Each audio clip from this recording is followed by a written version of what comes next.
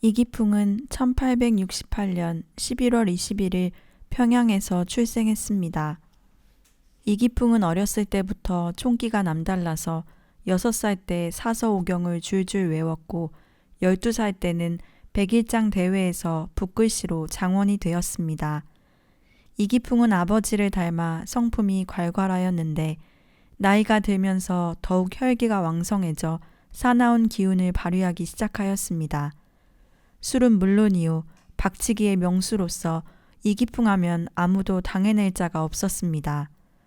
하루는 이기풍이 거나하게 술이 취해서 건들거리며 평양성 거리를 활개를 저으며 걸어가고 있었습니다. 이렇게 얼큰한 기분으로 한눈 붙들고 박치기라도 하면 속이 풀릴 것만 같았습니다. 그때 기풍의 눈에 평양 좌수의 행렬이 보였습니다. 그는 다가가 좌수의 다리를 덥석 쥐고 확 끌어당겨 땅에 집어 던졌습니다. 이기풍은 이 때문에 관가에 끌려가서 꼬박 석 달을 목에 형틀을 쓰고 옥살이를 해야 했습니다. 옥에서 풀려나온 후에도 여전히 이와 비슷한 사건들이 헤아릴 수 없이 많이 일어났습니다. 1885년 4월 5일 처음으로 한국 땅에 언더우드 선교사와 아펜젤러 부부가 첫 발을 내딛자 이들을 위시하여 한국에 도착한 미국 선교사들이 평양에 자리를 잡기 시작했습니다. 하루는 이기풍이 친구를 만나러 대문을 막 나서는 순간 생전 구경한 일도 없는 코 큰 사람이 집 앞을 지나가고 있었습니다. 보기 드문 큰 체구에다가 거만한 몸짓으로 걸어가는 꼴을 보니 비위가 거슬려 구역질이 났습니다. 이기풍은 마포사멸 선교사의 뒤통수를 노려보다가 그가 자기 집으로 들어가는 것을 보고 친구 대여섯 명을 끌고 그의 집으로 몰려갔습니다. 대문을 몇 번 걷어찼으나 아무 반응이 없자 집 근처에 있는 돌이란 돌은 전부 주워 모았습니다. 이기풍이 사인을 주자마자 마포 선교사 집으로 돌이 우박같이 쏟아졌습니다. 유리가 깨지고 기와장이 떨어져 나가는 소리가 들렸습니다. 길 가는 행인들도 놀라서 달아났습니다. 그런데 마포 선교사는 집안에 돌을 던졌는데 아무 반응이 없고 조용했습니다. 이기풍은 그 선교사와 직접 대결하지 못한 것이 분했습니다. 이런 일이 있은 후 한 달 뒤에 우연히 장터를 지나다가 사람들이 웅성거리는 것이 눈에 띄었습니다. 군중을 헤치고 들어가 보니 그때 그 마포 선교사가 무슨 책자를 들고 서투른 조선말로 띄엄띄엄 얘기하고 있었습니다. 이기풍은 반사적으로 발밑에 있는 돌을 주워들어 던졌습니다. 마포 선교사는 그 돌을 턱에 맞아 그 자리에 거꾸러졌고 삽시간에 피가 낭자하게 흘렀습니다. 그러나 아무도 선교사를 일으키려고 하지 않았고 군중들도 흩어지고 이기풍도 곧 사라졌습니다. 4년 동학난에서 유발이 되어 청일 전쟁이 일어나게 되면서 평양성은 삽시간에 피비린내 나는 전쟁터로 변하였습니다. 평양성에서 치열한 전쟁이 점점 더 크게 벌어지게 되자 집집마다 말할 수 없는 기근으로 온 장안은 기아 상태에서 허덕이게 되었습니다. 기고만장하던 이기풍도 어찌할 도리가 없었습니다. 이기풍은 죽음을 각오하고 비오듯 쏟아지는 총알 틈을 피해 평양성을 빠져나와 원산으로 찾아갔습니다. 과거의 오만한 패기도 다 사라져 풀이 꺾인 채 살아갈 방법을 찾다가 붓글씨뿐만 아니라 묵화에도 뛰어난 재주가 있었던 이기풍은 담뱃대에 그림을 새겨서 팔기 시작하였습니다. 하루는 그림을 그린 담뱃대를 한 묶음 들고 힘없이 걸어가다가 스왈렌 선교사를 만나게 되었습니다. 이기풍은 정신이 아찔해졌습니다. 평양에서 선교사에게 돌을 던져 피를 흘리게 한 일 이후 종종 꿈에 나타나 마음 한구석을 괴롭히고 있었기 때문입니다. 그때부터 이기풍의 양심은 괴로워지기 시작하였습니다. 내가 왜 죄 없는 사람을 돌로 쳤을까? 그 사람은 왜 돌에 맞았어도 반항을 하지 않았을까? 언제든지 만나면 사과라도 해야 마음이 편해질 것만 같았습니다. 하루는 어떤 사람이 예수님을 믿으라고 권했습니다. 한 귀로 듣고 한 귀로 흘려버린 채 집에 돌아와서 마루에 벌떡 누웠습니다. 또 평양에서 선교사와의 일이 생각나 한참을 생각하다가 스르르 잠이 들었습니다. 그런데 그때 갑자기 방안이 환해지더니 머리에 가시관을 쓴 분이 나타났습니다. 너무나도 눈이 부셔서 쳐다볼 수도 없었습니다. 기풍아, 기풍아, 왜 나를 핍박하느냐? 너는 나의 증인이 될 사람이다. 너무나도 놀라서 깨어보니 꿈이었습니다. 온몸은 땀으로 흠뻑 젖었습니다. 이기풍은 그 자리에서 엎드려 회개하기 시작했습니다. 눈물과 콧물이 뒤범벅이 되어 한참을 회개했으나 과거에 지은 수많은 죄가 꼬리에 꼬리를 물고 생각이 나서 아무리 가슴을 치고 통곡을 해도 이 죄는 누구에게도 사함을 받을 길이 없을 것 같았습니다. 이기풍은 전에 예수님을 믿으라고 권하던 자의 집에 헐레벌떡 달려갔습니다. 그분은 외양간에서 소에게 여물을 주다가 반색을 하고 반가이 맞아주었습니다. 이기풍은 잠깐 숨을 돌리고 꿈 이야기를 비롯하여 자신의 죄에 대한 고민을 솔직하게 낱낱이 고백하였습니다. 그분의 눈에는 뜨거운 눈물이 고였습니다. 그는 이기풍의 손을 붙잡고 어디론가 데려갔습니다. 아까 만났던 스왈렌 선교사의 집이었습니다. 이기풍의 이야기를 듣고 있던 스왈렌 선교사는 먼저 이기풍의 손을 꼭 쥐고 하나님께 감사 기도를 하였습니다. 그리고 나서 서투른 조선말로 분명히 당신을 예수님이 귀하게 쓰실 징조요. 당신 죄는 예수님이 다 사하여 주셨소. 기뻐하시오. 라고 말했습니다. 이기풍은 스왈렌 선교사의 얼굴을 보자 자신이 괴롭혔던 마포사멸 선교사 생각이 나서 어린아이처럼 땅에 주저앉아 엉엉 울었습니다. 그리고 과거 자신이 지은 죄를 눈물로 고백하며 회개하고는 그리스도인이 되기로 맹세하였습니다. 1896년 이기풍은 스왈렌 선교사에게 세례를 받고 그 후부터 전적으로 달라졌습니다. 동만 트면 나가서 전도하는 것이 하루 일과였으며 완전히 예수님께 미쳐버렸습니다. 어떻게나 열심히 전도를 하고 다녔는지 하루는 거처하고 있는 집주인에게서 쫓겨나게 되었습니다. 하지만 그것이 문제가 아니었습니다. 영원한 지옥에서 형벌을 받을 수밖에 없었던 죄인이 하나님의 은혜로 구속함을 입은 감격으로 그의 가슴은 성령의 불로 활활 타오르고 있었습니다. 1898년부터 1901년까지 기풍은 스왈렌 선교사와 함께 황해도와 관북지방을 돌며 전도 사업을 펼치기 시작했습니다. 기풍은 선교사를 따라 아침부터 저녁까지 온 고을을 돌며 예수님을 전하는 일을 했습니다.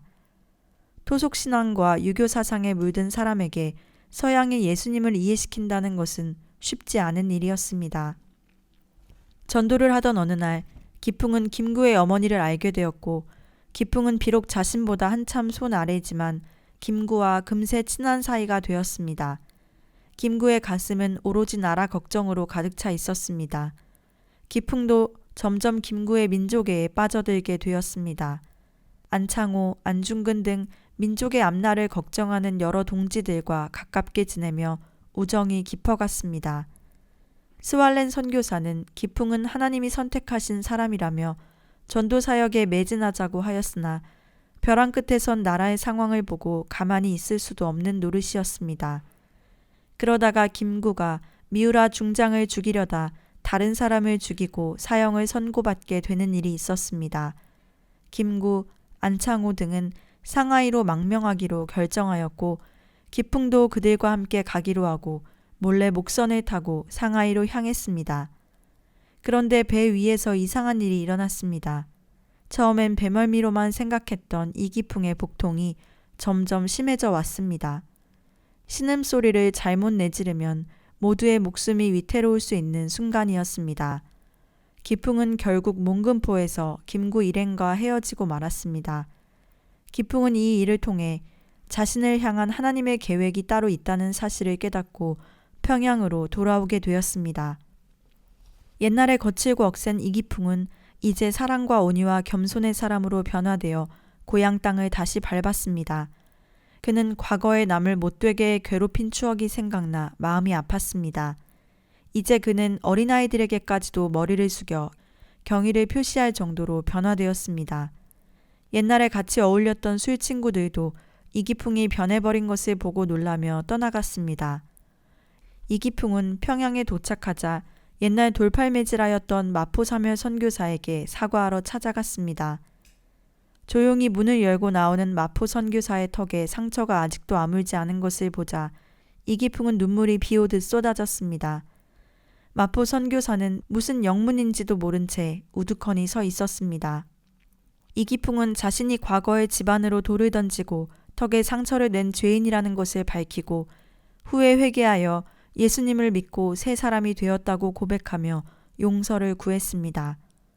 그러자 마포사멸 선교사는 감격하여 오직 하나님께 감사드리고 영광 드릴 뿐이었습니다. 1902년 이기풍은 마포사멸 선교사의 권유로 평양신학교에 입학하게 되었습니다. 그리고 1907년 최초의 신학생 7명과 함께 역사적인 졸업식을 갖게 되었습니다. 그날 마포 선교사는 이런 설교를 하였습니다. 1885년 조선에 복음의 씨앗이 뿌려진 이래 많은 곳에 교회가 세워졌습니다. 정말 놀라운 일이 아닐 수 없습니다. 하지만 아직 교회가 들어가지 못하는 곳도 많습니다. 바로 탐라국이라 불리는 제주도도 그중 하나입니다. 이제 그곳에도 복음을 전하러 갈 선교사가 필요한 시기가 되었습니다. 그날 마포 선교사의 설교가 기풍에게 심히 큰 부담이 되었습니다. 제주도는 사투리가 너무 심해 말도 잘 통하지 않는 데다 예수교라는 말만 꺼내도 목숨을 부지하기 힘들고 무엇보다 가는 교통편이 나룻배밖에 없어 도착하기도 전에 난파당하여 죽는 일이 다반사라 제주도로 선교하러 간다는 것은 거의 목숨을 내놓아야 한다는 이야기나 다름없었습니다. 이제 결혼하지 얼마 안 된 기풍이 생면부지에 오지로 간다는 것은 몹시 두려운 일이었습니다. 그러던 중 졸업생들이 모여서 대화할 때 졸업생 중 하나이자 기풍과 친분이 깊은 길선주 장로가 입을 열었습니다. 우리가 이미 세워진 교회에 가서 사역을 하는 것도 의미가 있지만 우리 중 한 사람은 선교사님들의 역할을 감당하는 것도 더 의미가 있을 듯 합니다. 서양의 선교사님들이 조선에 와서 헌신한 덕분에 이 땅에 교회가 세워졌으니 제주도의 외국 선교사가 아닌 우리가 직접 선교사를 파송하는 것은 당연한 일일 것입니다. 그때 이기풍은 마포 선교사의 일그러진 턱이 떠올라 그의 마음이 요동쳤습니다. 그리고 오른손을 번쩍 들어올려 말했습니다. 내래 가겠수다. 모두들 기풍의 결단에 대단하다며 박수를 쳐주었습니다. 그러나 돌아오는 길에 기풍의 마음에는 두려움이 밀려들기 시작했습니다. 그는 후회와 절망이 뒤섞인 마음으로 아내에게 겨우 입을 열었습니다. 제주도로 선교를 간다고 자청했는데 부인과 아이 생각을 못했다고, 아무래도 실수한 것 같으니 내일 가서 못 간다고 말해야겠다고 하였습니다. 그때 부인 윤함의 사모는 말했습니다. 우리가 안 가면 누가 불쌍한 영혼을 구하겠어요. 두말 말고 속히 떠납시다. 그날부터 부인 조력회를 위시하여 온 평양 성내의 교인들은 제주도에 선교하러 가는 이기풍 목사 가족과 그 선교 사업을 위하여 새벽마다 기도하였습니다. 드디어 1907년 9월 최초의 조선 장로교회 노회가 설립되고 7명의 평양신학교 졸업생은 정식으로 최초의 목사가 되기에 이르렀습니다. 이 자리에서 마포사멸 선교사는 기풍이 제주도 선교사로 가기로 결정되었다는 보고를 하였습니다. 이 보고를 하는 마포 선교사는 자신을 돌로 때렸던 기풍이 목사가 되고 그것도 모자라 제주도 선교사로 간다니 감격하지 않을 수 없었습니다. 1908년 1월 11일 장대현 교회는 수많은 사람들로 가득 메워졌습니다. 이기풍 목사와 가족들은 고향을 등진 채 조그마한 목선을 타고 제주도로 향했습니다. 몇 번이나 큰 풍랑을 만나며 간신히 군산항을 거쳐 겨우 목포에 다다르게 되었습니다. 목포에 오자 이기풍은 아내를 남겨두고 먼저 제주도에 들어가서 살펴보고 집도 준비해놓고 나서 데려가기로 했습니다. 그러나 목포에서 떠날 때는 곧 기별하겠다고 약속하고 갔지만 한 달이 지나도 아무 소식이 없었습니다. 그러던 중에 제주도로 가던 배가 난파되었다는 소식이 들려왔습니다. 윤함의 사모는 그때부터 식음을 전폐하고 골방에서 기도를 드렸습니다. 한 달여 후에 반가운 소식이 들려왔습니다. 배가 난파하여 모든 사람들이 물에 빠져 죽었으나 이기풍 목사는 헤엄을 쳐서 추자도에 상륙하여 겨우 목숨을 구했다는 소식이었습니다. 그 후 이기풍은 제주도에 발을 딛게 되었습니다. 항상 그리던 제주도에 전도의 사명을 가지고 온 것을 생각할 때 너무도 감격하여 복받쳤습니다. 그는 복받친 가슴을 안고 예수님을 전하기 시작했습니다. 주 예수를 믿으시오. 그러나 사람들은 증오에 찬 눈으로 바라볼 뿐 전도하는 말에 응하려고도 하지 않고 더러는 맹렬히 반대하며 핍박을 하였습니다. 이기풍은 아무도 방을 빌려주려고 하지 않아 잠잘 숙소도 얻지 못하였습니다. 밤이 되면 할 수 없이 한라산 기슭에서 돌을 베개 삼고 바위를 의지하여 잠을 잘 수밖에 없었습니다. 찬 이슬이 온몸을 적시었고 밤바람은 유독히 찼습니다. 이기풍은 어떻게 해야 저 불쌍한 영혼들을 구해낼 수 있을까 하는 생각에 바위를 부둥켜 안고 밤을 새워가며 눈물로써 하나님께 매달렸습니다. 주여 나에게 힘을 주소서. 저 백성을 감동케 할 수 있는 감화력을 주소서. 기풍은 다시 힘을 내어 전도하기 시작했습니다. 그러나 좀처럼 복음을 받아들이지 않자 기풍은 또다시 지쳐갔습니다. 무엇보다 아무도 밥을 주지 않아 냇물과 풀뿌리로 연명하고 있었기에 배고픔의 고통이 견디기 힘들었습니다. 그렇게 아무 데서나 잠을 자고 제대로 먹지 못한 채 며칠을 돌아다니다가 금성리란 곳의 해안가를 지나게 되었습니다. 때마침 해녀들이 보여 그들에게 밥을 얻어먹을 생각으로 다가가는데 곧 힘이 없어 쓰러지고 말았습니다. 기풍이 정신을 차렸을 땐 웬 해녀가 기풍을 바라보고 있었습니다. 기풍은 다시 살아난 것보다 제주도 사람과 이야기를 나눌 수 있다는 사실이 기뻤습니다. 당신이 내 목숨을 살려주셨지만 이제 제가 당신의 생명을 살릴 차례입니다. 기풍은 해녀에게 그간 자신이 겪은 이야기를 하며 예수님을 전했습니다. 놀랍게도 해녀는 예수님을 믿겠다고 하였습니다. 제주도에서 거둔 복음의 첫 열매이었습니다. 어느 날 기풍이 한 장터를 지나다가 그가 서울에서 전도하여 예수님을 믿게 했던 김재원이라는 사람을 만나게 되었습니다. 기풍이 가장 어려움에 빠져 있을 때 김재원을 만나니 천군 만마를 얻은 듯 기뻤습니다. 기풍은 그로부터 제주도 사정 이야기를 들을 수 있었습니다.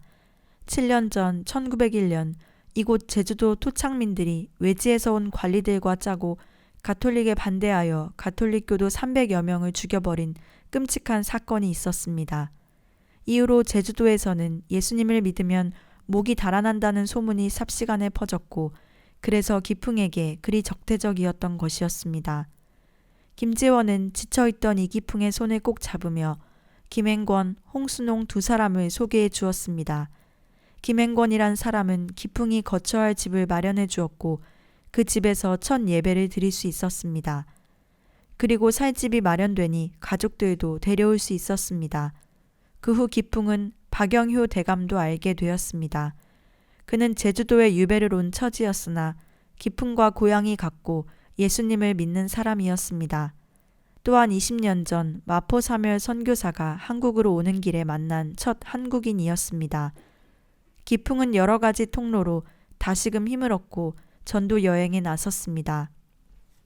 산기슭이나 마국간 등에서 닥치는 대로 잠을 잤고 음식도 제대로 먹지 못한 채 그렇게 전도 여행을 다녔습니다. 그러나 수개월을 다녔는데도 어쩐 일인지 예수님을 믿겠다고 나서는 사람이 단 한 명도 나타나지 않았습니다. 이기풍은 낙심에 빠져들기 시작했습니다. 거기다가 200명의 사람들이 이기풍을 죽이기로 작정했다는 소리를 듣게 되었습니다. 그날 밤 기풍은 아내와 아이를 붙들고 밤새 한숨도 자지 못했습니다. 다음 날 건강에도 이상이 왔습니다. 몸에 힘이 들어가지 않고 가눌 수가 없었습니다. 기풍은 하나님이 원망스러웠습니다. 전도고 뭐고 다 포기한 채 제주도 선교를 포기하고 싶은 마음에 결국 마포사멸 선교사에게 평양으로 가고 싶다는 편지를 썼습니다. 기풍은 편지를 보낸 지 2달여 만에 답장을 받았습니다. 편지는 잘 받았습니다.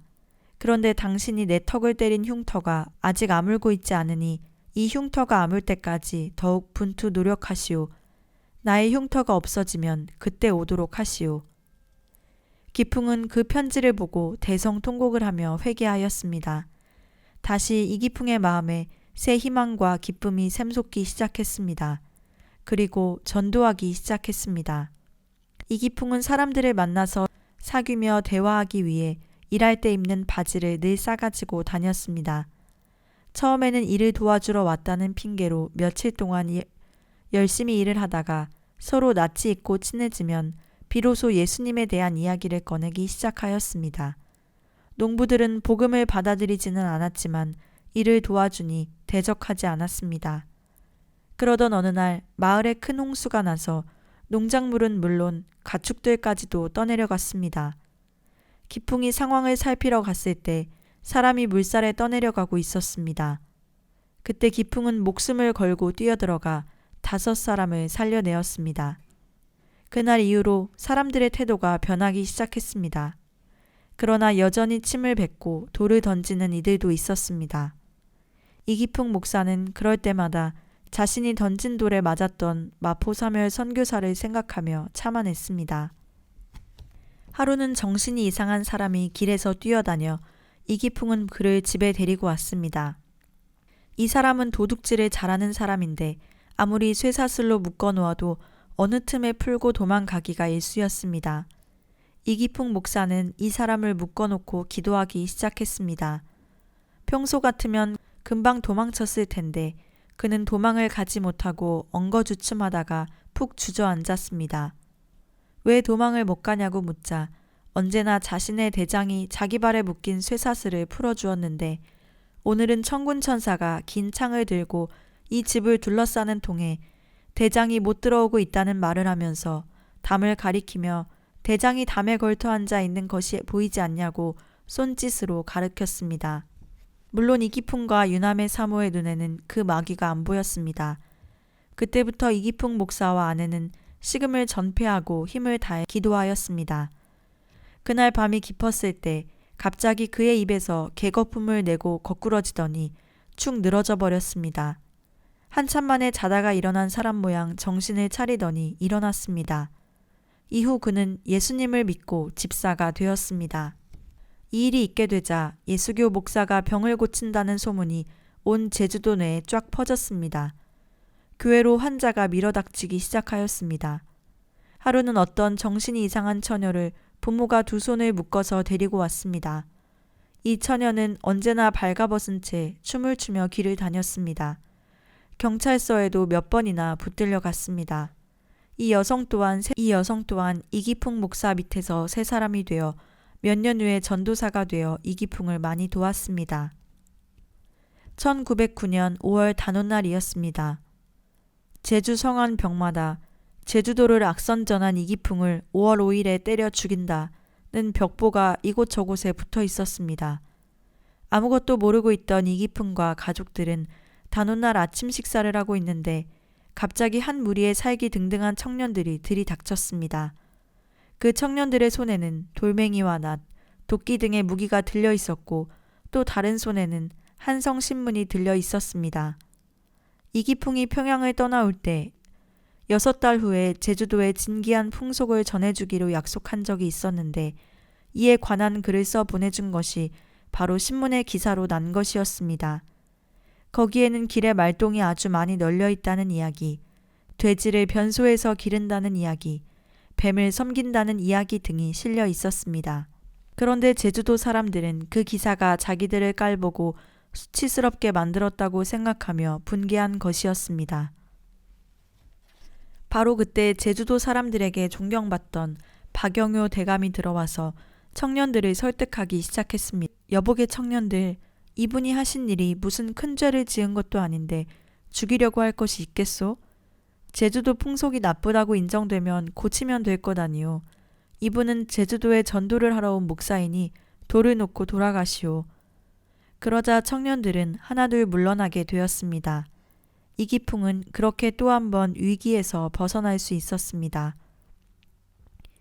이 사건이 일어난 후에도 이기풍은 날마다 촉복음을 들고 나가서 전도하였습니다. 그러던 어느 날 어수룩한 차림의 중년 남성이 지나가는 것을 보고 요한복음 쪽복음을 주었습니다. 그는 신기하게 들여다보며 무슨 책이냐고 물었습니다. 그때 이기풍은 성령께서 역사하시는 것을 직감하고는 열심히 전도하기 시작했습니다. 하나님이 세상을 사랑하사 독생자를 주셨으니 이는 저를 믿는 자마다 멸망치 않고 영생을 얻게 하려 하심이니라. 요한복음 3장 16절에 있는 말씀을 설명해주며 자신의 집을 가르쳐주고는 꼭 한번 놀러오라고 당부하였습니다. 김 씨는 며칠이 지나지 않아 이기풍 목사를 찾아왔고 예수님을 믿으면 구원을 얻을 수가 있고 하나님 외에 다른 신을 섬기면 큰 벌을 받는다는 것을 배우게 되었습니다. 특히 조상에게 제사를 드리는 것이 우상을 섬기는 것이므로 예수님을 믿으려면 제일 먼저 제사를 폐하여야 한다고 알려주었습니다. 김 씨는 이 말을 듣자 제사를 지낸 것이 생각나 눈물로 통을 자복하기 시작했습니다. 그는 자신이 죄인인 것을 시인하고 모든 죄를 회개하고 나자 마음이 기쁘고 훨훨 날 것 같았습니다. 김 씨는 그날부터 날마다 성경을 읽고 기도하기 시작했습니다. 그러다 자신의 아버지의 제삿날이 돌아왔습니다. 그는 눈을 감고 기도만 하면 하나님께서 무섭게 자신을 내리치시는 환상이 보여 온몸이 떨렸습니다. 김 씨는 기도가 끝나자 벌떡 일어나 아버지를 모셔놓은 빈소 앞에 다가가서 휘장을 치우고 큰 광주리에 제기를 모두 담고 위패까지도 넣어 뒤뜰로 가 모두 태워버렸습니다. 다음날 김 씨는 제삿날 몰려든 친척들에게 자신의 결심을 표명하고 제사를 지내지 않기로 결정하자 친척들은 이런 당돌한 처사에 이를 부득부득 갈았습니다. 그중 나이가 제일 많은 어른이 살기 등등한 어조로 조상을 모르는 저런 고약한 놈을 잡아다 곤장을 쳐라 라고 하고 멍석에다 김 씨를 뉘어놓고 둘둘 말기 시작하였습니다. 그리고 말아놓은 멍석을 마당 한가운데에 놓고 보리를 타작하는 도리깨로 내려치기 시작하였습니다. 김 씨는 이 멍석 안에서 이를 악물고 아픔을 참으며 기도했습니다. 그리고 예수님이 십자가에 못 박힌 아픔에 비하면 아무것도 아니라고 생각했습니다. 아무리 두들겨도 분이 풀리지 않는 친척들은 시퍼렇게 멍이 든 김 씨를 끌어내었습니다. 이제는 머리에 있는 상투를 풀어 손에 칭칭 감아 사정없이 머리채를 끌고 나갔습니다. 조상을 몰라보는 천하 불효자식을 보시오. 김 씨는 끌려나가면서 하나님께 이 위기를 모면할 수 있게 해달라고 기도하는데 그의 눈에 낫이 보였습니다. 김 씨는 이 낫을 번쩍 들어 자기 머리채를 싹둑 잘랐습니다. 그리곤 뛰기 시작했습니다. 하나님 감사합니다. 나를 살려주셔서 감사합니다. 김 씨는 이 순환을 통해 하나님과 더욱 가까워지고 기쁨이 충만하게 되어 열심히 교회에 출석하며 하나님의 말씀을 배웠습니다.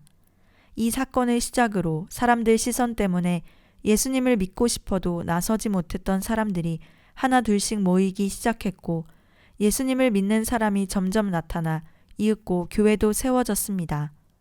이 이야기의 주인공은 열심히 전도와 충성, 봉사하며 제주도의 신앙의 모범을 보인 김기팽 장로입니다. 한 번은 이기풍 목사가 장터에서 전도하다가 한 청년이 길을 물었습니다. 이기풍은 이때다 싶어 그에게 전도를 하고 자신의 집에 꼭 한번 놀러 오라고 당부하였습니다. 청년은 이틀 후 정말 기풍의 집에 찾아왔고 그날부터 그와의 교제가 이어졌습니다. 어느 날 기풍은 청년과 마주 앉아 이야기를 하다가 엽전 하나를 가져와 손으로 돌리며 전도하기 시작했습니다. 홍승홍 씨, 이 엽전을 보시오. 이 엽전은 인생입니다. 이렇게 돌리다가도 언젠가 쓰러지지 않습니까? 사람도 태어나서 한평생 살다가 꼭 돌아가야 할 때가 있는데 그곳은 천국과 지옥입니다. 이 엽전이 이렇게 넘어지는 것은 천국이고 또 이렇게 넘어지는 것은 지옥입니다. 근데 문제는 우리가 지옥으로 갈 수밖에 없는데 예수님께서 우리를 위하여 이 세상에 오셔서 우리의 죄를 대신해 십자가에 못 박혀 돌아가시고 3일 만에 다시 살아나셔서 지금은 하나님 우편에 앉아 계십니다. 우리의 죄를 회개하고 예수님을 믿으면 구원을 얻을 수 있습니다. 청년은 기풍의 설교에 감동되어 기풍의 손을 잡더니 예수님을 믿겠다고 하였습니다.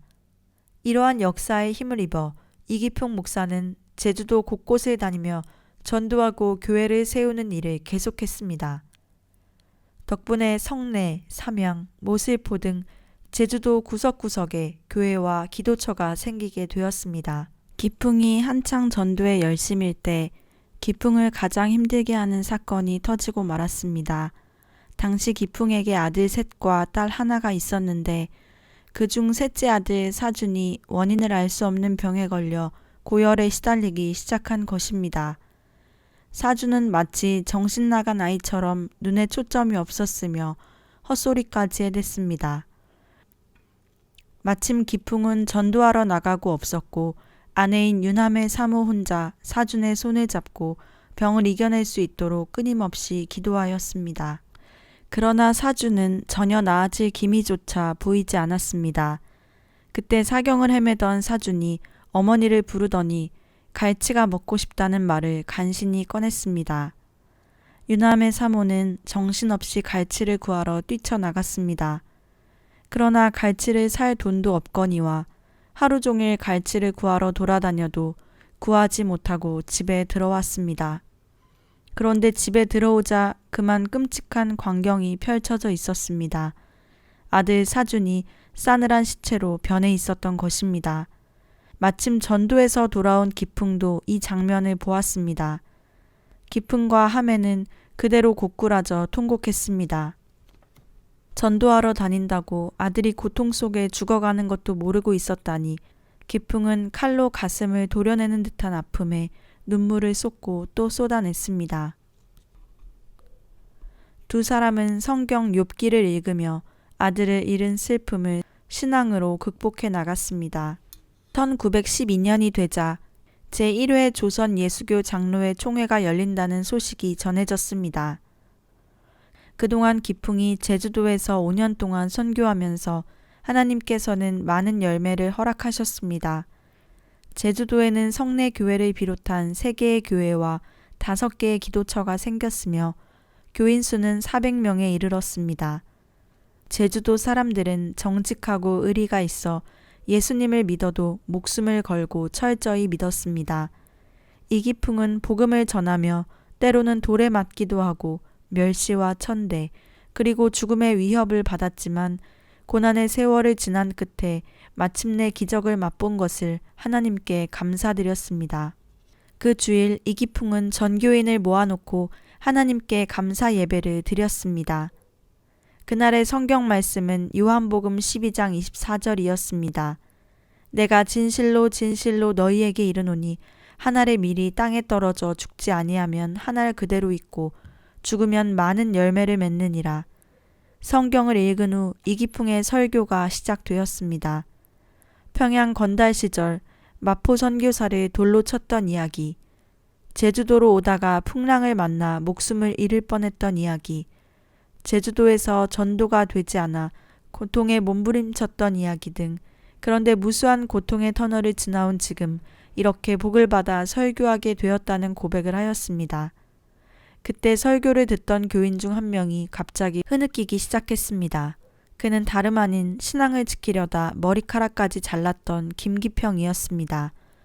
그 눈물이 전염되기 시작하여 주변의 사람들도 울기 시작했습니다. 그 순간 이기풍도 가슴 깊은 곳에서 뭔지 모를 북받침이 올라옴을 느꼈습니다. 그때 이기풍은 강단에서 다시 올라 외쳤습니다. 여러분, 우리는 오늘 인간이 살아가는데 고난을 참아내는 인내가 얼마나 소중한 것인지 배웠습니다. 또 그 인내가 얼마나 대단한 결과를 만들어내는지도 배웠습니다. 앞으로도 우리에게 또 어떤 고난이 닥쳐올지 모릅니다. 하지만 우리 모두 하나님이 주시는 인내로 다 이겨내야 합니다. 우리는 그렇게 할 수 있습니다. 이기풍이 제주도에서 훌륭한 사역을 할 수 있었던 배경에는 부인 윤하매의 헌신이 있었기에 가능했습니다. 윤하매는 황해도 안악의 중골이라는 시골 마을에서 윤진사의 딸로 태어났습니다. 그런데 15 꽃다운 나이에 말라리아 열병에 걸리게 되었습니다. 수많은 의원을 다니고 좋다는 약은 다 써봤지만 아무 소용도 없었습니다. 병세는 점점 더 심해져 3년간이나 계속되었습니다. 가족들은 무당에 의지하여 구판을 벌여보았으나 아무 소용이 없었고 병은 좀처럼 나을 기미조차 보이지 않았습니다. 그때 김채봉이라는 남자가 들어오더니 자신은 한양에서 왔으며 자신의 스승이 유명한 재중원에 있다고 하였습니다. 그 스승은 바로 언더우드 선교사였습니다. 김채봉은 유남해의 방에 들어서자마자 갑자기 무릎을 꿇고 기도를 하기 시작했습니다. 하나님, 이 불쌍하고 가련한 여인을 살려주시옵소서. 그렇게 며칠을 유남해의 집에 와서 기도를 하였습니다.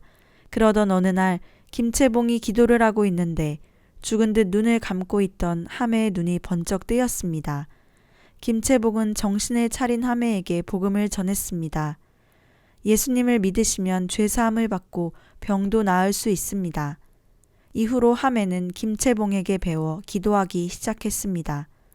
간절히 기도한 지 2달이 지나던 때 그날도 어김없이 눈을 뜨자마자 기도를 하고 있는데 가슴이 울컥하더니 갑자기 눈물이 쏟아지며 자신의 죄를 토해내며 회개하기 시작했습니다.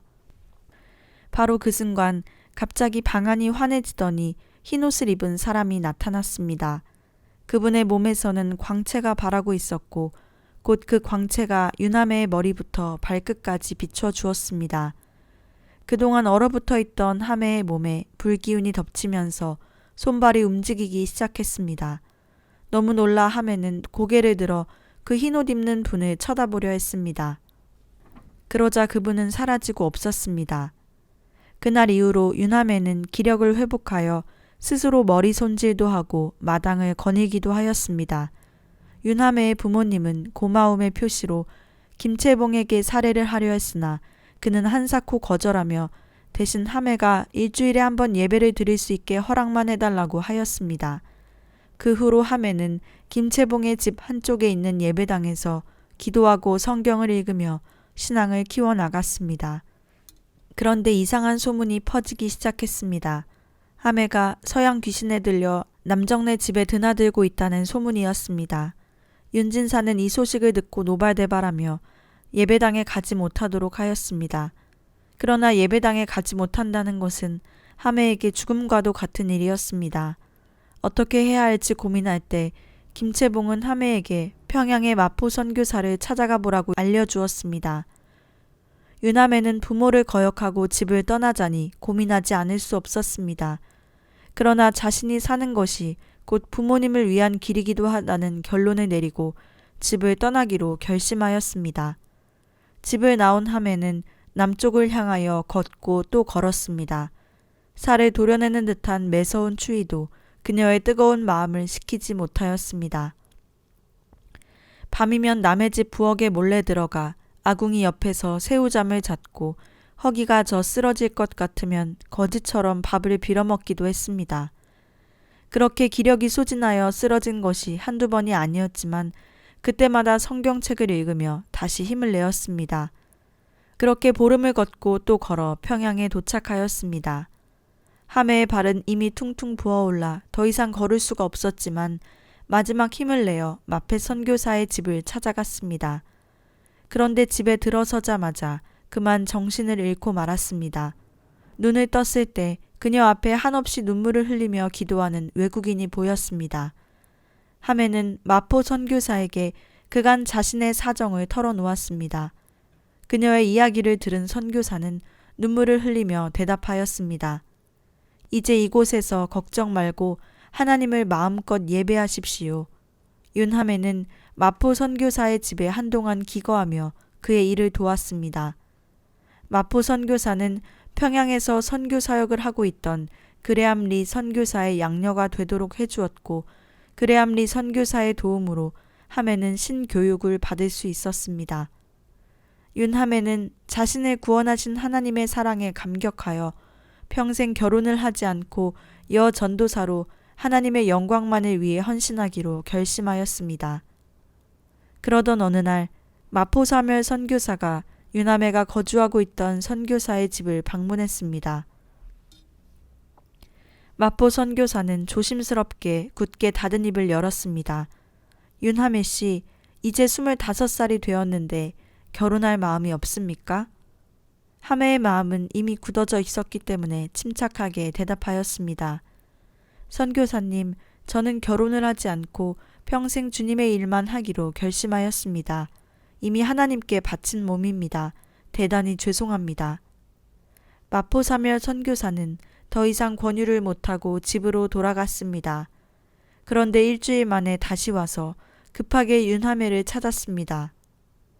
윤하매 씨, 매우 곤란한 일이 있습니다. 평양 신학교에 다니던 이기풍이라는 신학생이 제가 중매한 여인과 결혼하여 아기를 낳았는데 그만 여인이 죽고 말았습니다. 이기풍 형제는 지금 혼자 아기를 키우느라 신학 공부를 할 수 없는 처지에 있습니다. 이 문제 때문에 지난번에 윤하매 씨를 찾아왔는데 하매 씨가 좀 도와줄 수 없겠습니까? 윤하매는 어안이 벙벙하여 마포 선교사를 바라볼 뿐이었습니다. 그렇게 선교사가 떠나간 후 윤하매는 아무 일도 손에 잡히지 않았습니다. 결혼을 하지 않겠다는 결심이 흔들리기 시작하였습니다. 눈을 감고 기도를 하면 어미를 찾아 목이 메어 오는 갓난아기의 울음소리가 들려오는 듯 했습니다. 윤하매는 견딜 수 없어 금식 기도를 시작하고 3일째 되는 날 주님의 세미한 음성을 들었습니다. 하매야, 내가 이 십자가를 져야 한다.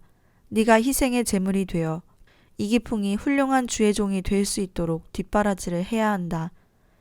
주님의 음성을 듣고 하염없이 눈물을 흘리며 이스라엘 십자가를 지고 주님의 종의 아내가 되기로 결심하였습니다. 이렇게 되어 마포사멸 선교사의 주례로 급히 결혼을 하게 되었습니다.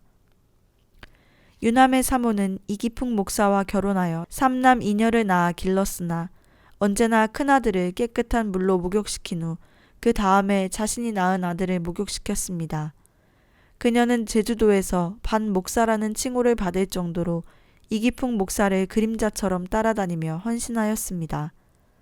윤하매 사모는 당시 신식 여학교 출신으로 의학 지식을 배웠을 뿐만 아니라 선교사들로부터 각종 처치 방법들을 두루 배웠습니다. 이렇게 배운 실력으로 각종 병으로 고생하는 사람들을 치료해 주기도 하였습니다. 이런 소문은 빠른 시간에 제주도 관내로 퍼져나가 기풍의 집에 환자들이 몰려왔고 사람들은 누구나 산기가 있거나 아프면 하매를 찾을 정도가 되었습니다. 특히 교인이 상을 당하면 3일 동안 그 집에 가 밤을 새우며 헌신적으로 유가족을 위로하고 도와주는 일을 했습니다. 당시 제주도는 유독 폐병으로 죽는 사람이 많았는데 기풍의 교회에도 폐병으로 죽어나가는 사람이 덜어 있었습니다. 그럴 때 윤하매는 특수 복장을 갈아입고 상갓집으로 향했습니다. 상갓집에 도착하면 시체 처리하는 일을 도맡아 하였습니다. 그녀는 우선 시체를 목욕시키고 그 다음에 얼굴을 정성스럽게 화장해 주었습니다. 죽은 사람에게 그토록 정성스럽게 해주는 윤하매의 모습을 보고 사람들은 감동하지 않을 수 없었습니다.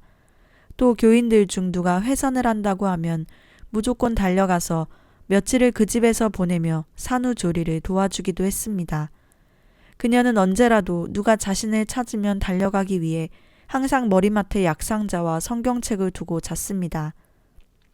이러한 헌신적인 모습에 감동받은 사람들이 교회에 나오는 경우가 많아졌고 덕분에 이기풍의 교회는 하루가 다르게 교인들이 늘어나게 된 것이었습니다.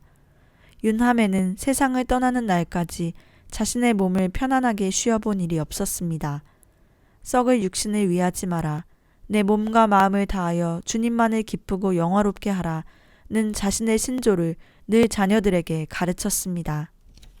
한편 이기풍은 제주도 사역을 한 지 7년 만에 고향 평양으로 돌아왔습니다. 많은 사람들이 환영의 깃발을 들고 마중 나와 있었습니다. 이기풍과 가족들은 함께 기쁨의 제회를 하였습니다. 기풍은 오랜만에 집으로 돌아와 편안한 휴식을 취하였습니다. 하지만 때는 일제의 나라를 빼앗긴 때로 마음 편히 쉴 수만은 없었습니다. 그리고 얼마지 않아 신민회라는 단체와 연락이 닿았습니다. 이기풍은 목사의 신분이었지만 신민회와 비밀리에 연락을 취하면서 독립운동을 도왔습니다. 1918년 이기풍은 다시 남도로 향했습니다. 그는 광주 북문안교회 2대 목사요, 한국인으로는 최초의 목사가 되었습니다. 이기풍이 부임한 지 얼마 되지 않아 광주 지역에 콜레라가 돌기 시작했습니다. 콜레라는 이기풍의 넷째 아들 사형에게도 찾아왔습니다. 이제 갓 2살밖에 안 된 사형은 설사를 하고 구토를 하며 사경을 헤매게 되었습니다. 당시에는 변변한 약도 없어 결국 사형은 하늘나라로 가고 말았습니다. 자식을 둘이나 하늘나라로 먼저 보낸 이기풍의 심정은 말할 수 없이 슬펐습니다. 그는 며칠 동안 밥도 먹지 않은 채 슬픔에 빠져 있었습니다. 충격이 너무 컸던 탓인지 이기풍의 입이 이상해지기 시작했습니다. 아무리 말을 해도 말이 입안에서만 맴돌고 밖으로 나오지 않았습니다. 실어증에 걸린 것이었습니다. 게다가 왼쪽 다리가 저려오기 시작하더니 오른쪽 귀마저 지독한 통증이 몰려왔습니다. 왼쪽 다리는 관절염이 온 것이고 귀는 고막이 터진 것이었습니다. 이기풍 목사는 무엇보다 말하지 못하는 것이 가장 걱정되었습니다. 내년 3월 비밀리에 계획되어 있는 독립운동 때문이었습니다. 그는 틈만 나면 북문안교회 성도들에게 독립운동의 중요성을 강조해 왔었습니다. 이기풍의 마음은 한없이 약해졌습니다. 그러나 유남의 사모는 옆에서 계속해서 힘을 북돋아 주었습니다. 마음 약해지지 마시오. 남자가 한번 마음을 먹고 신학교 문을 나온 이상 나라 잃은 불쌍한 영혼들을 끝까지 구해야 하지 않겠습니까? 하매의 말에 기풍은 마음을 바꾸어 치료에 전념하기 시작했습니다. 북문안 교회 교인들도 기풍의 뜻을 대신 품고 광주 지역의 3.1 운동을 주도해 나갔습니다. 그러나 예상했던 대로 경찰들이 몰려와 교인들을 붙잡아가고 교회 부지까지 몰수해 버리는 등 교회는 최대의 위기를 맞이하고 말았습니다. 그러나 한편으로는 이기풍의 실어증이 점점 나아져 곧 말이 터졌고 활발히 움직이게 되었습니다. 다시 교회 부지를 구해 교회를 열고 전도하며 독립운동도 돕자 얼마 지나지 않아 교회는 다시 부흥하게 되었습니다. 1920년이 되면서 이기풍은 더욱 바빠졌습니다. 많은 교회들이 기풍을 전라노회장으로 추대한 데다가 순천중앙교회 시무까지 맡게 된 것입니다. 이에 조선예수교 장로회에서는 이기풍 목사를 부총회장으로 이듬해에는 제10대 조선예수교 장로교 총회장으로 임명하기에 이르렀습니다. 어느새 기풍은 조선 장로교 전체의 최고 지도자가 되어 있었습니다. 총회장 임기가 끝나자 이기풍은 다시 순천중앙교회로 돌아왔습니다. 그런 가운데 하나님께서는 늦둥이 딸 이사리를 가정의 선물로 주셨습니다. 노산이었는데도 오히려 아이를 낳은 후 윤사모의 몸은 기력을 회복하였습니다. 또한 이기풍 목사에게 기쁜 일이 이어졌습니다. 교인들이 점점 불어나 20평에 지었던 교회를 800평의 대지 위에 증축하게 된 것입니다. 이제 이기풍은 부흥하고 안정된 교회에서 편안한 목회 생활을 하며 여생을 보낼 수 있었습니다. 그러나 그는 자신을 필요로 하는 새로운 곳에 가서 목회하기로 결심하였습니다. 이기풍 목사는 편안한 환경에 안주하지 않는 참된 하나님의 종이었습니다. 그가 다시 발길을 돌린 곳은 고흥읍 교회였습니다. 고흥 지방에는 일찍이 교회가 세워졌고 2년 전에는 큰 부흥회도 경험하였다고 소문이 자자했습니다. 그러나 1924년 고흥읍 교회에 부임한 기풍은 이곳의 사정이 만만치 않음을 느낄 수 있었습니다. 거리에는 거지들이 들끓었으며 그 중에는 문둥이라고 천대받던 나환자들도 다수 있었습니다. 그도 그럴 것이 가까이에 소록도가 있었고 그곳에 나환자 갱생원이 있었던 것입니다. 이곳에서 이기풍은 평양신학교의 동기이자 각별한 사이였던 길선주 목사에게 연락을 취하였습니다. 당시 곳곳에서 신의와 기적을 일으키며 부흥사로 이름을 날리던 길선주 목사가 와준다면 커다란 도움이 될 것이라 생각했습니다.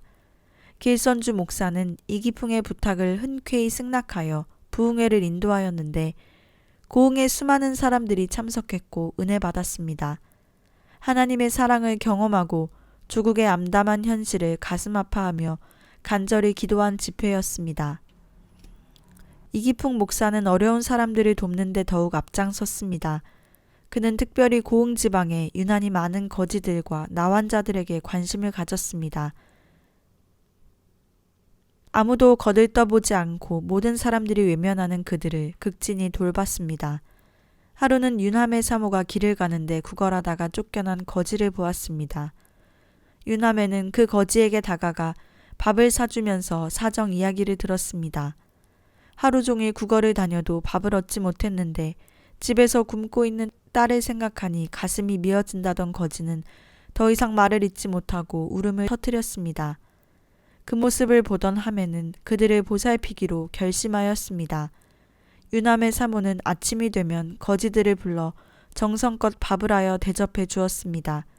어느덧 이기풍의 집은 거지들로 들끓게 되었습니다. 거지들 중에는 나환자들도 제법 있었습니다. 코가 떨어져 나간 사람, 눈알이 골마 빠진 사람, 손이 떨어져 나간 사람, 입이 일그러져 침이 질질 흐르는 사람들에게 윤 사모는 손수 밥을 떠먹여 주었습니다. 하매는 이렇게 거지들과 환자들에게 가족처럼 밥을 해주고 대접하면서 전도하는 일도 잊지 않았습니다.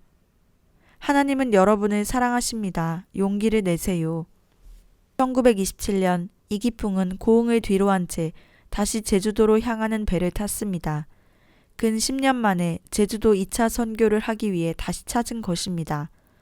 이기풍이 떠나간 후로 제주도에도 많은 교회가 생겼지만 호남 지역과 비교해보면 아직도 많은 사람들이 다른 신을 섬기고 있었습니다. 그는 자신의 눈물과 피와 땀이 밴 성내 교회를 다시 찾아갔습니다. 그런데 그들의 생활은 궁핍하고 피폐해 보였습니다. 기풍은 그들을 보며 자신의 남은 인생을 저 불쌍한 영혼들을 위해 살겠다는 다짐을 하였습니다. 이기풍은 그렇게 이곳에서 매일 새벽 제단을 지켰습니다. 새벽 예배가 끝나고 혼자 남은 이기풍은 그때부터 강대상을 부여잡고 큰 소리로 울며 기도하기 시작했습니다. 하나님 아버지, 감사합니다. 저는 죄인 중에 괴수입니다. 부디 이 불쌍한 조선의 백성들을 구하소서. 이기풍은 정신이 나태해질 때면 마펫 선교사를 핍박했던 그 시절을 떠올리며 다시 정신을 차리곤 했습니다.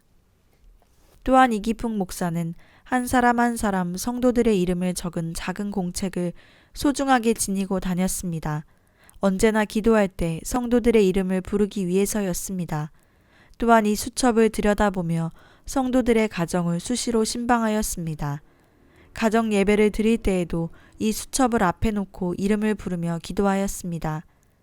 제주도 2차 사역 후 이기풍 목사의 가족은 다시 벌교로 향하였습니다.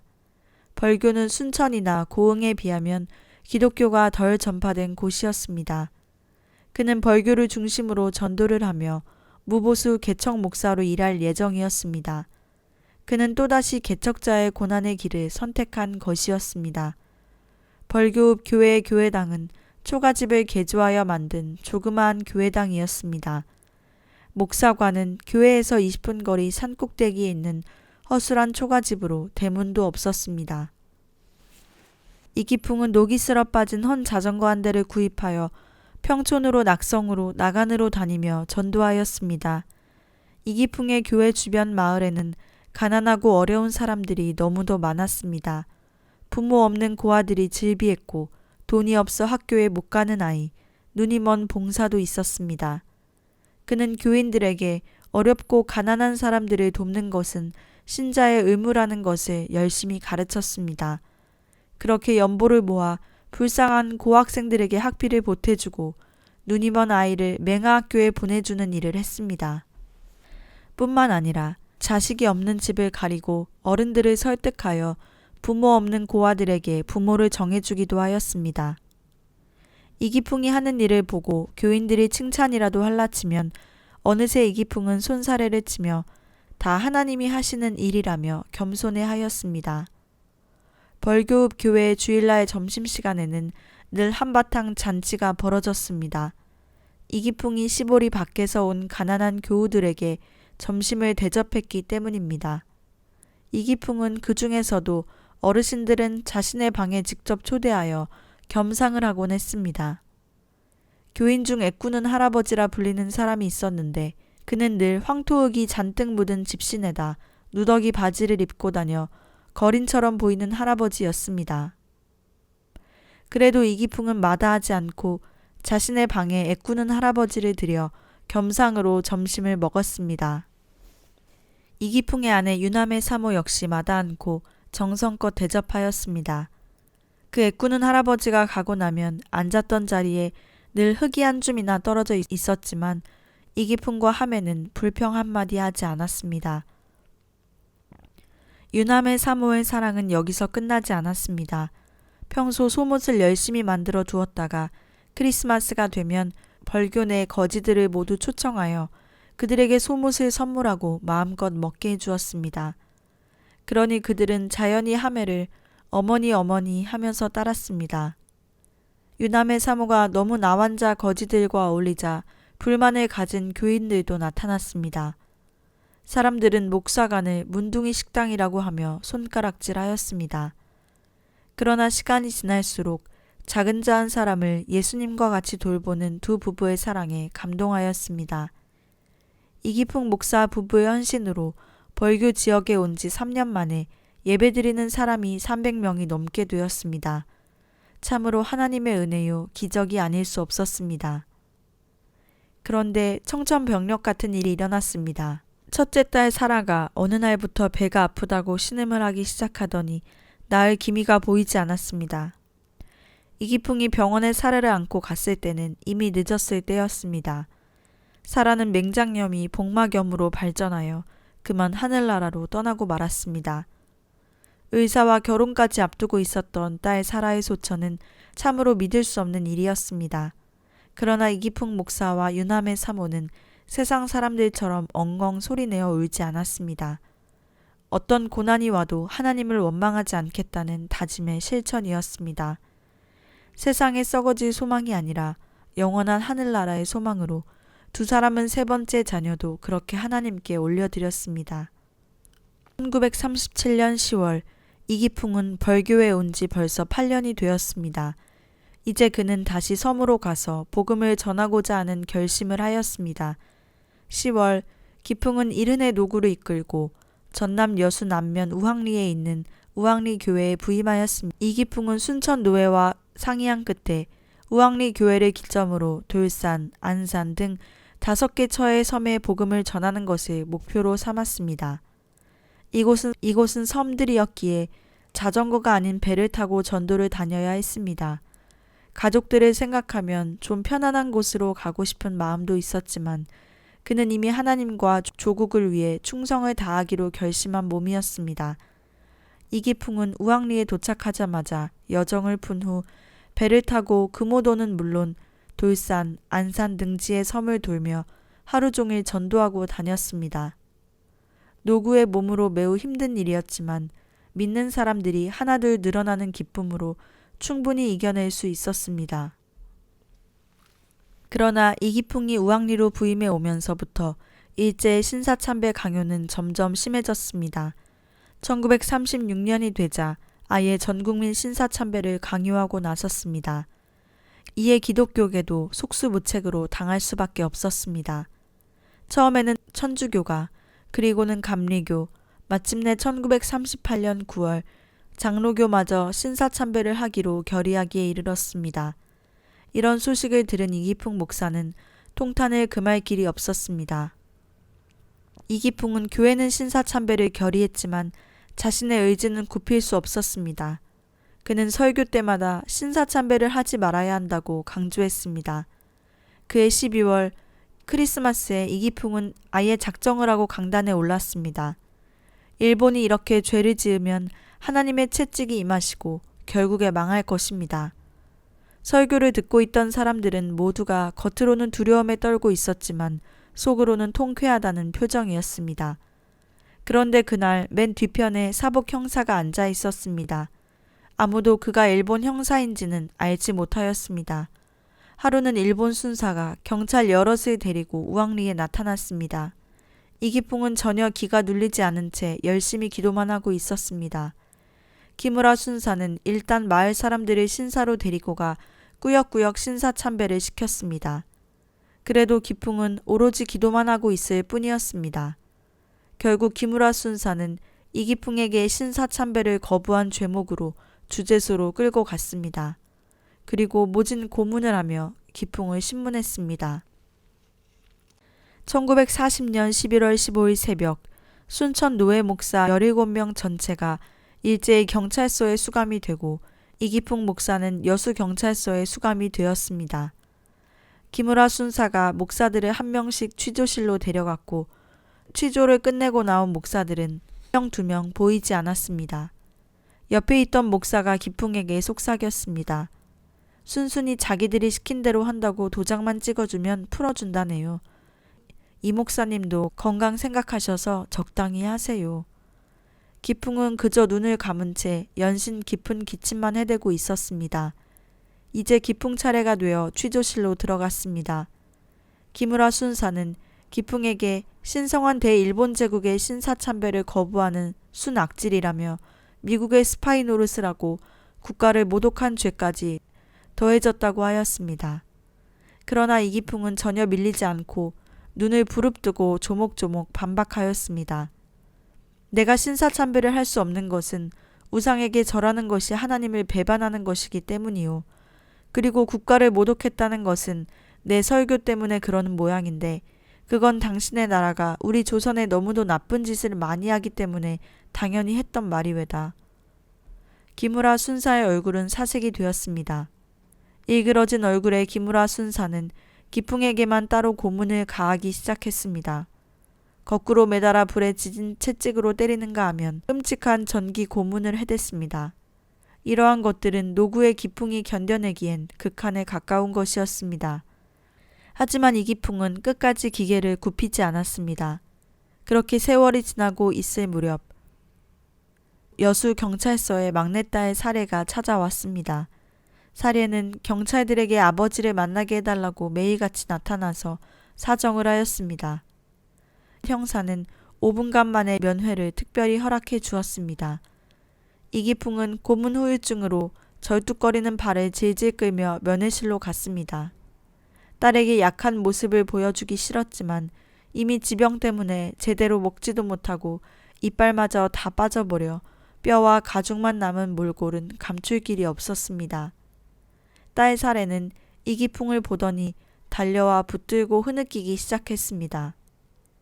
이기풍은 있는 힘을 다해 서 있으려 했지만 의지와 상관없이 털썩 주저앉고 말았습니다. 이기풍의 눈에도 눈물이 고였습니다. 사례야, 너 왜 이 아버지의 험한 꼴을 보려 여기까지 들어왔느냐. 사례는 어렵게 얻은 이 시간을 눈물을 흘리며 있을 수 없었습니다.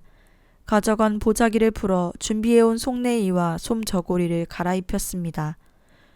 저고리 밖으로 드러난 앙상하게 마른 몸이 사라의 마음을 저미게 했습니다. 또한 조그만 성경책을 전해주고는 집에서처럼 열심히 몸을 주물러 드렸습니다. 아버지 이기풍 목사의 몸은 산송장과 같이 차가웠습니다. 이기풍의 눈에서는 하염없이 눈물이 흘러내렸습니다. 기풍은 마지막 힘을 내어 사례에게 말했습니다.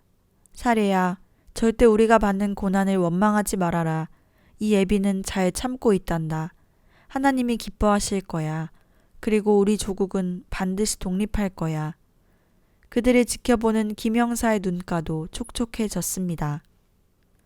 일제 말기로 치닫던 1942년 이제 이기풍은 75의 나이로 접어들고 있었습니다. 이곳에 수감된 지도 2년이 훌쩍 지났습니다. 그 사이 건강은 더욱 나빠졌으나 기도는 하루도 빠뜨리지 않았습니다. 어느 날부터는 작심을 하고 식음을 전폐한 채 하나님을 부르짖으며 기도하기 시작했습니다. 그러다 보니 기풍은 점점 뼈와 가죽만 남은 시체와 같은 몰골로 변해갔습니다. 울부짖으며 기도하다 쓰러지는 일이 다반사로 일어났습니다. 그래도 그는 취조를 당할 때마다 나는 죽어도 일본 귀신한테 절할 수 없다. 너희들이 지금 총을 쏘아 죽인다고 해도 나는 하나님 외에 다른 신을 섬길 수 없다. 고 하며 완강히 거부하였습니다. 이에 여수경찰서의 간부들은 노심초사하기 시작했습니다. 만약 한국 기독교계에 이름난 인물인 이기풍 목사가 고문 때문에 죽었다는 소문이 퍼지면 자신들이 곤란해질 수도 있었습니다. 무엇보다 당시 고령자를 고문하는 것은 법으로도 금지되어 있었는데 이를 어긴 것이 걸리기도 했습니다. 결국 회의 끝에 여수경찰서 간부들은 이기풍을 광주 형무소로 옮기기로 결정하고 그 전에 기력을 회복시키기 위해 잠시 가석방을 해주기로 결정했습니다. 하지만 이기풍은 아직 풀려나지 못한 목사들도 많은데 혼자서 살자고 나갈 수 없다며 거절하였습니다. 순사들은 안 나가겠다고 저항하던 이기풍을 끌고 경찰서 밖으로 내동댕이 쳤습니다. 그렇게 하여 3년 만에 지옥 같은 감옥을 나가게 되었습니다. 우왕리로 돌아왔지만 이기풍은 꼼짝을 못하고 누워 있어야 했습니다. 그는 병석에 누워서 이렇게 말하였습니다. 1907년 같이 평양신학교를 졸업한 6 동지들은 나보다 먼저 하늘나라로 올라가서 내가 오기를 기다리고 있을 거야. 내가 해방을 보고 천국에 가려고 기도를 했지만 이렇게 쇠약해졌으니 아마 못 보고 가겠지.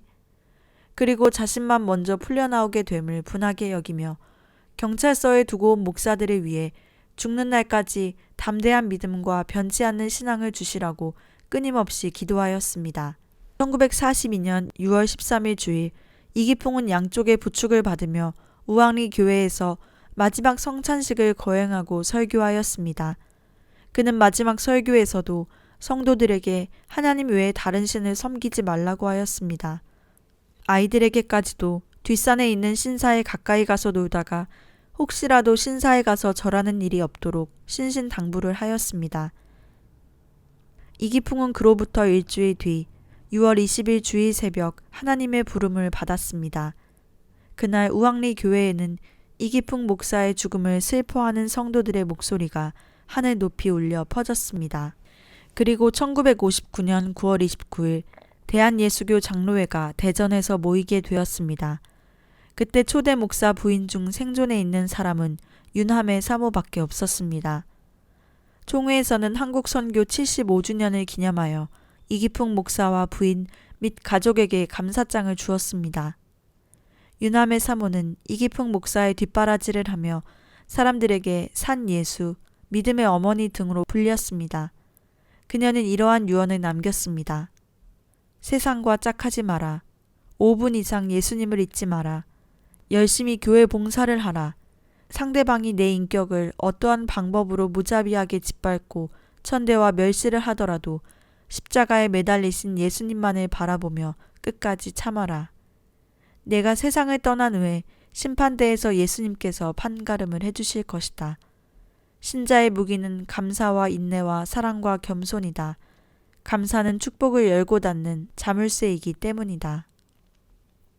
그리고 85세의 나이로 이기풍 목사의 뒤를 밟아 하늘나라로 갔습니다. 이기풍 목사 그리고 윤함의 사모 두 분의 삶과 신앙은 한국교회 개척 역사에 길이 남을 소중한 유산입니다.